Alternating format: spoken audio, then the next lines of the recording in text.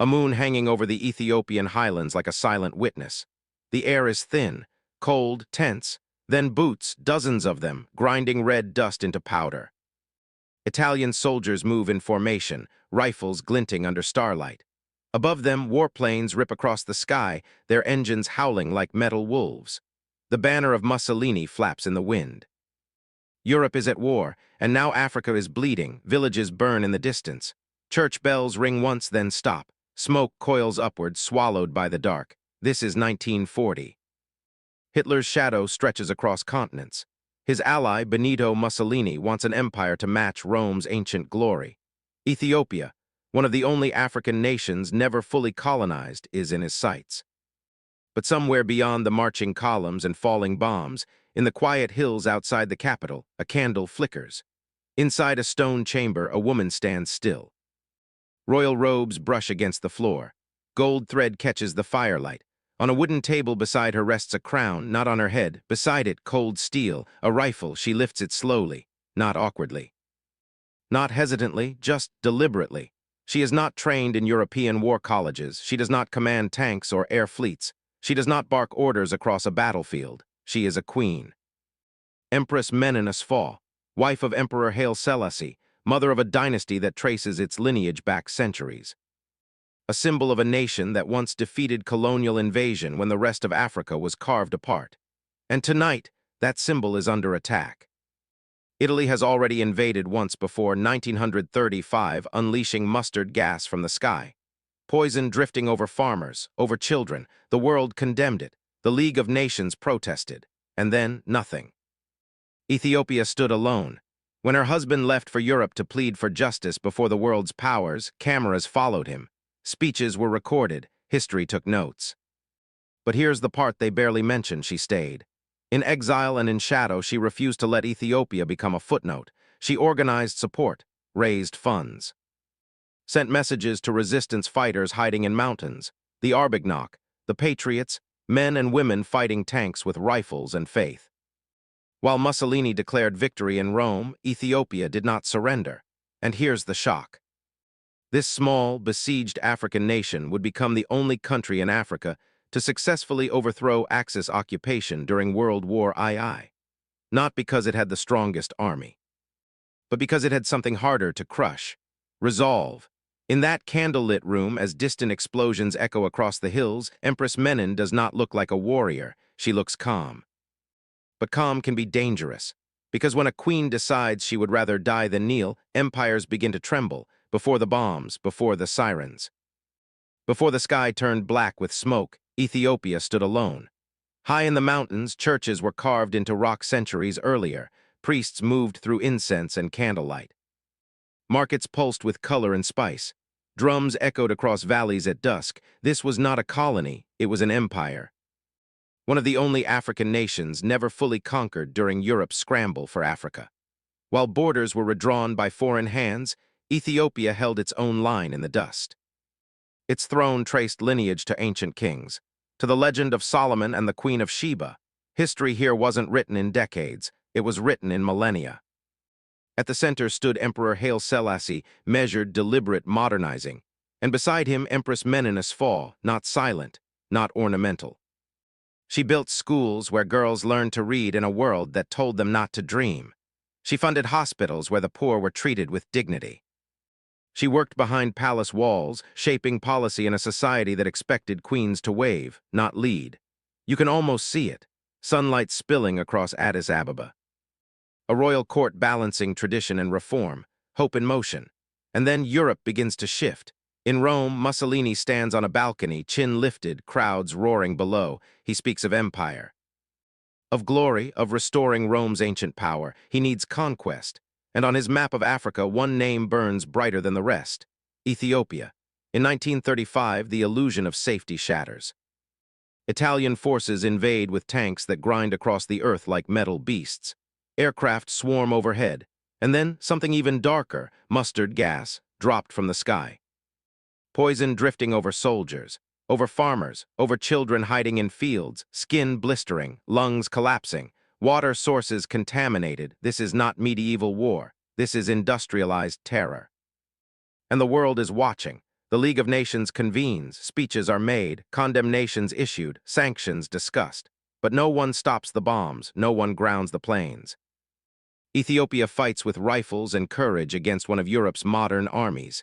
Villages burn, monasteries crumble, the red earth turns darker, and still Addis Ababa holds its breath. Inside the palace, maps are unrolled. Reports arrive by courier, some stained with smoke, some with blood. The emperor listens, the empress watches, they both understand the truth. If Ethiopia falls, it will not just be a military defeat. It will be a message that no African nation, no matter how ancient, is safe from fascist ambition.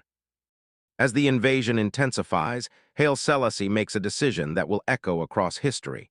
He will travel to Europe. He will stand before the League of Nations and demand justice himself. Picture the moment, a train pulling away, steam rising, a ruler leaving his homeland under the shadow of war. Behind him, a nation trembling. Beside him in spirit, a queen who knows this gamble could cost everything. Because once he leaves, the storm will no longer be distant. It will be inside their gates. And as the emperor prepares to plead with a world that has already hesitated, something is about to break. Imagine watching your homeland disappear from a palace window and realizing you may never see it free again. The train pulls away in a cloud of steam. Emperor Haile Selassie is headed to Europe to beg the world for justice. Cameras will follow him. Newspapers will quote him. But the camera does not linger on the woman left behind. Empress Menenus.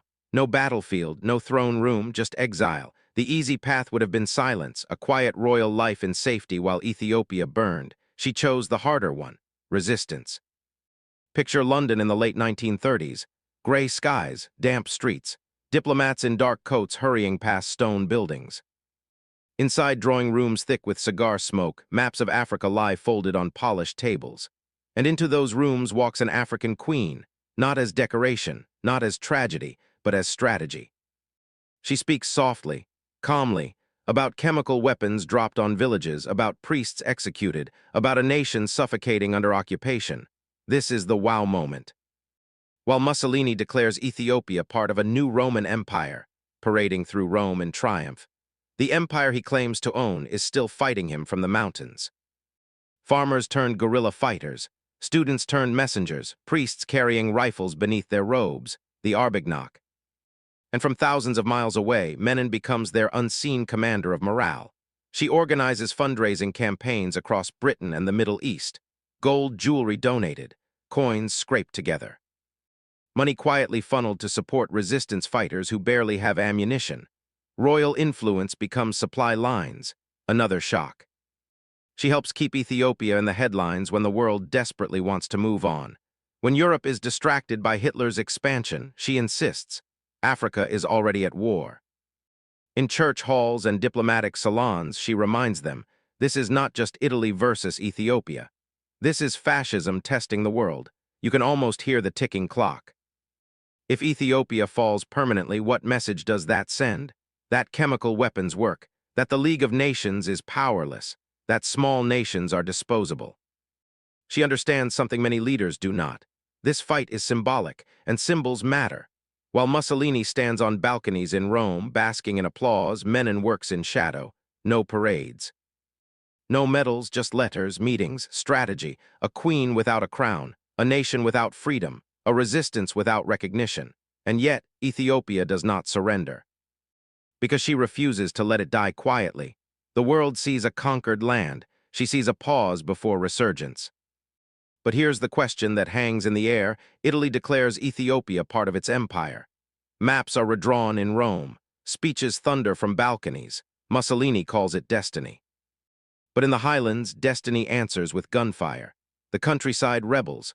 Farmers who once carried plows now carry rifles. Priests hide ammunition beneath their robes. Students trade textbooks for coded messages. They call themselves the Arbignac, the Patriots. No uniforms, no air support. Just mountains, courage, and the memory of a free nation. At night they move like shadows across ridgelines. A convoy passes below. A sudden ambush. Muzzle flashes split the dark. Then silence. Gone before reinforcements arrive. Italy controls the cities. But the land itself fights back. Here's the shock. This was one of the most relentless guerrilla wars of the early Axis expansion. While Europe hesitated, Ethiopia was already bleeding in resistance. And from thousands of miles away in exile, Empress Menen listens. Reports arrive in fragments, smuggled letters, names of the dead, villages burned. She cannot hear the gunshots. But she feels everyone. She becomes their moral anchor. In church halls and diplomatic chambers, she speaks of a nation still fighting. She organizes aid networks that funnel money and supplies to resistance fighters who have almost nothing. Every fundraiser becomes ammunition. Every public appearance, a refusal to let the world forget. When headlines drift toward Europe's growing crisis, she pulls them back. Ethiopia is not finished. But fascist occupation has its own language: terror. In 1937, after an assassination attempt against the Italian viceroy in Addis Ababa, the response is swift and savage. For days, soldiers roam the streets, civilians dragged from homes, priests executed, scholars shot, thousands killed in what becomes known as the Yekatite 12 massacre. Imagine the capital city trembling under curfew, smoke rising from neighborhoods, the sound of boots at midnight, entire communities erased. This is the price of rebellion. And yet the rebellion does not stop. The wow moment is this: the more Italy tries to crush resistance, the more it spreads. Mountains become fortresses, faith becomes fuel, martyrs become symbols.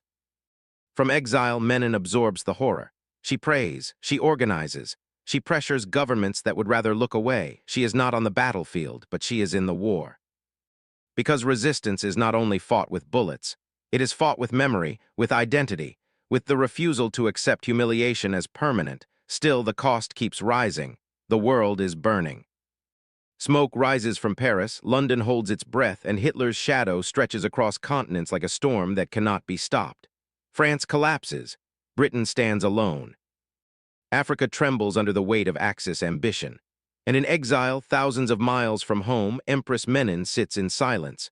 Maps spread before her. Reports arrive in fragments. Couriers whisper news of massacres, scorched villages, and patriots hiding in mountains. Isolation presses against her chest. Even queens doubt in the dark.